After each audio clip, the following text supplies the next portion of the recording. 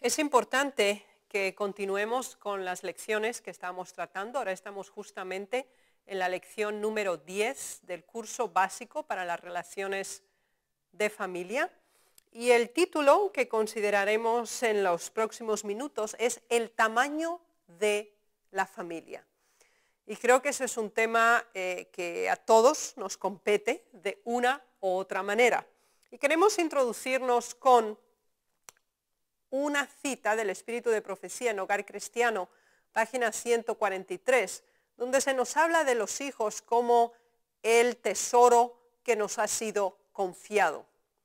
Los hijos son confiados a sus padres como un cometido precioso, que Dios requerirá un día de sus manos. Debemos dedicar a su preparación más tiempo, cuidado y oración. Necesita que les demos más instrucción de la clase apropiada. Recordad que vuestros hijos e hijas son miembros más jóvenes de la familia de Dios. Él los confió a vuestro cuidado a fin de que los eduquéis para el cielo. Tendréis que darle cuenta de la manera en que cumplís vuestro encargo sagrado. Fíjense qué importante es el pensamiento incluido en estas dos citas que acabamos de leer. Los hijos han sido confiados. No son propiedad de los padres. Los hijos son propiedad de Dios. Él nos da el privilegio, la bendición de tenerlos, con un propósito final de educarlos para la honra y la gloria de Dios y convertirse en súbditos del reino de los cielos. Así que punto 1, no nos pertenecen, solo se nos confían. Y se nos dice que el Señor requiere informe y Él lleva registro del modo en que tratamos y nos conducimos con los hijos, porque son los miembros más jóvenes de la familia de Dios. Recordemos Efesios capítulo 3 cuando analizábamos la familia en los cielos y la familia en la tierra. Hay padres que sin considerar si pueden o no atender con justicia a una familia grande, llenan sus casas de pequeñuelos desvalidos y que dependen por completo del cuidado y la instrucción de sus padres. Este es un perjuicio grave, no solo para la madre, sino para sus hijos y para la sociedad. Los padres deben tener siempre presente el bien futuro de sus hijos. No deben verse obligados a dedicar cada hora al trabajo pesado a fin de proveer lo necesario para la vida. Antes de aumentar su familia deben considerar si al traer hijos al mundo habrían de glorificar a Dios o deshonrarle. Deben procurar glorificar a Dios por su unión desde el principio y durante cada año de su vida matrimonial. Fíjense qué importante es esta declaración. Este testimonio nos dice que el tener un hijo no es el resultado del azar, de la casualidad o de las circunstancias. No debe ser. Aquí se nos dice que tiene que considerarse el número de hijos que se pueden tener en función de la capacidad de cuidado y de beneficios que se puede obtener. Así que no se da al azar el nacimiento de niños. Ahora aquí se nos habla de que hay que considerar a la madre, al padre y a los hijos. El padre, si realmente puede sostener a esos hijos, o si tiene que trabajar tanto día y noche para poder sostenerlos que no puede dedicarles la atención. Eso es un error. Ahora vamos con la madre. En vista de la responsabilidad que incumbe a los padres, ellos deben considerar cuidadosamente si al traer hijos a la familia es lo que más conviene. Así que el padre y la madre tienen que hablar y decidir si realmente es lo más conveniente en ese momento tener más hijos. No deben ser el fruto de la casualidad. Aquí se nos dice claramente, en vista de la responsabilidad que incumbe a los padres, ellos deben considerar cuidadosamente, no superficialmente, no banalmente, si el traer hijos a la familia es lo que más conviene. Ahora vamos con las preguntas que hay que hacerse. ¿Tiene la madre suficiente fuerza para cuidar de sus hijos? ¿Y puede el padre ofrecer las ventajas que amoldarán y educarán correctamente al niño? Así que una pregunta para el padre, una pregunta para la madre. ¿Está la madre en situación de educar correctamente a sus hijos? ¿Está el padre en condiciones de proveer todo lo necesario para ese hijo? ¿Cuán poco se tiene en cuenta el destino del niño? Solo se piensa en satisfacer la pasión y se imponen a la esposa y madre cargas que minan su vitalidad y paralizan su fuerza espiritual. Con la salud quebrantada y el ánimo abatido, se ve rodeada de un pequeño rebaño al cual no puede atender como debiera. Y eso es interesante. Cuando se tiene un gran número de hijos, no los puedes atender a todos como deberías hacerlo, porque no, es que no te alcanza el tiempo ni las circunstancias, careciendo de la instrucción que debieran recibir. Los niños crecen para deshonrar a Dios y comunicar a otros lo malo de su propia naturaleza, y así se forma un ejército al cual Satanás maneja como quiere. Así que hay que considerar dos principios básicos. ¿Se puede? ¿Estamos en condiciones? Y hay que pensarlo, nos dice aquí, cuidadosamente. Se hablaba de la salud de la madre y queremos para ello considerar la palabra del Señor en Levítico, capítulo 12. Y aquí tenemos un principio muy interesante en las Sagradas Escrituras. El capítulo 12 de Levítico nos habla de la purificación de la mujer después del parto. Y aquí encontramos la cuarentena como un elemento significativo que ha sido incluido aproximadamente a finales del siglo XIX en el mundo occidental, cuando lo tenemos en el tercer libro de la Biblia. Y es interesante que esta cuarentena, la tenemos descrita en los versículos 2 y 4, se nos dice claramente que durante esos 40 días, están divididos en dos partes, los 7 días y los 33 días, se nos habla claramente que estaba en reposo, en descanso total. Si tenía también una hija, en ese caso se extendían los días de descanso y después se presentaba delante del santuario. Así que hay una gran consideración, no solamente por el hecho de concebir, sino también después de la concepción.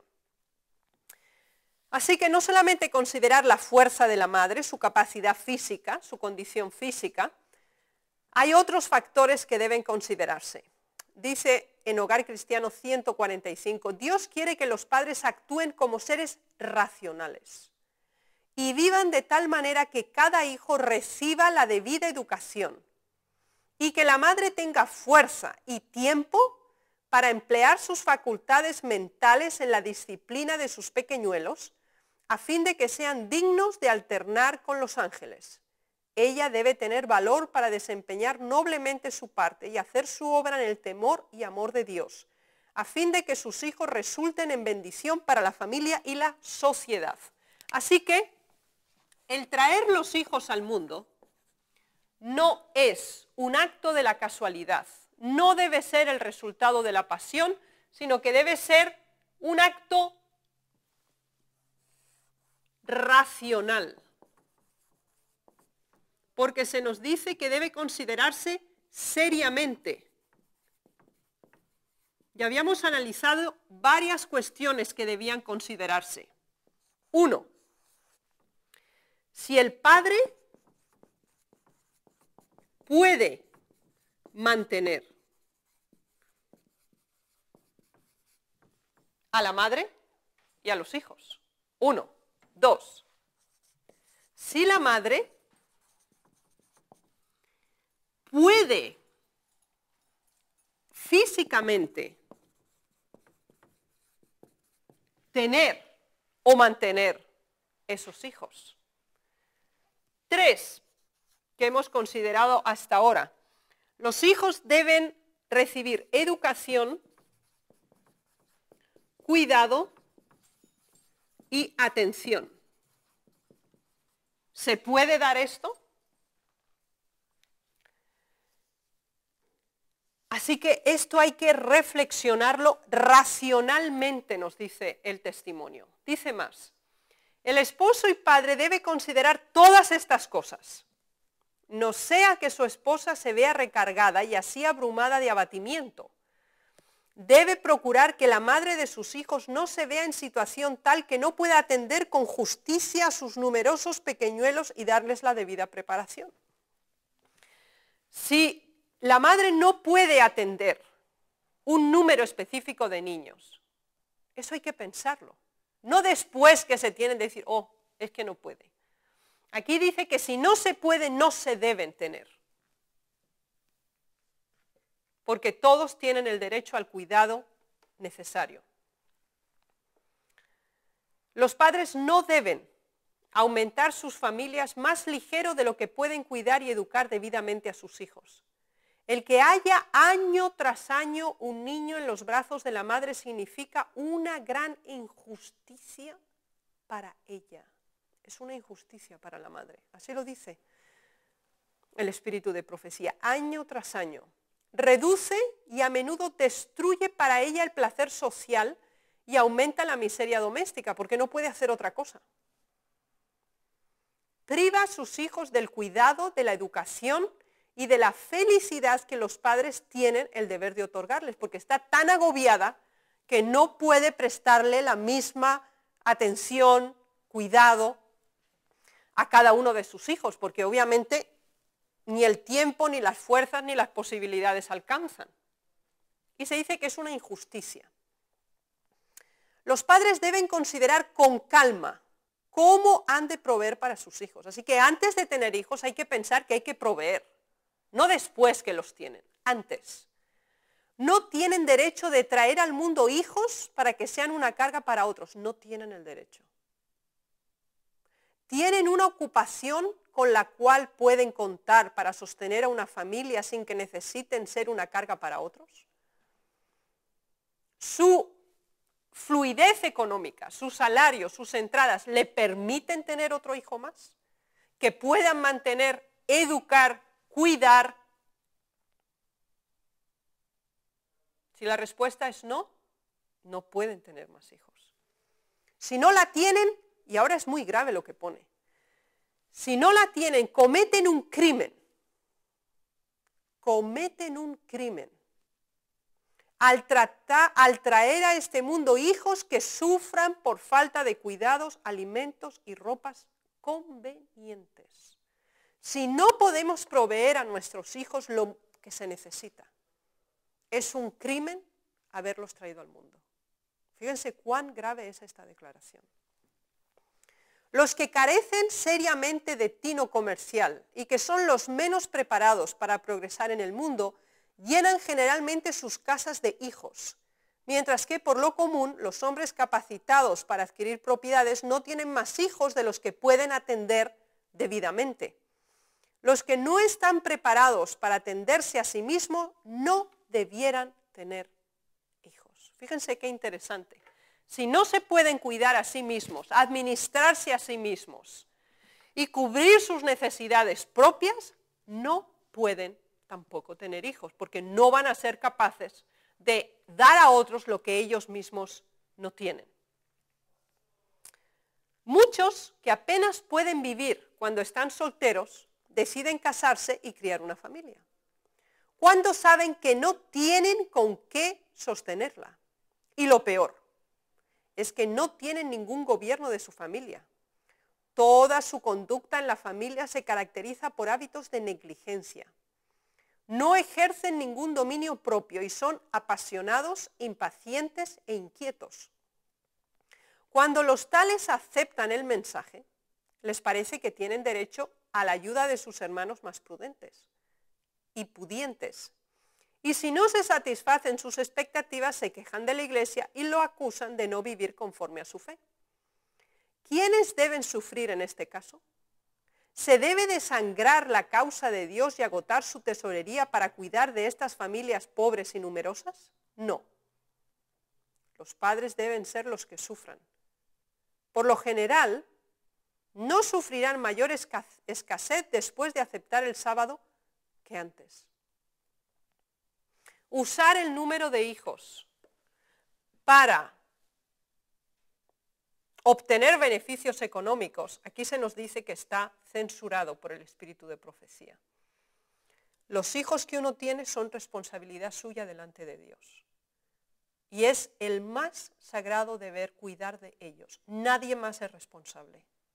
No se puede ceder esa responsabilidad. Y debe hacerse todo lo que humanamente es posible para preservarlos, cuidarlos y atenderlos. Y si no se puede, no hay que tenerlos. Hay que poner la razón sobre la pasión.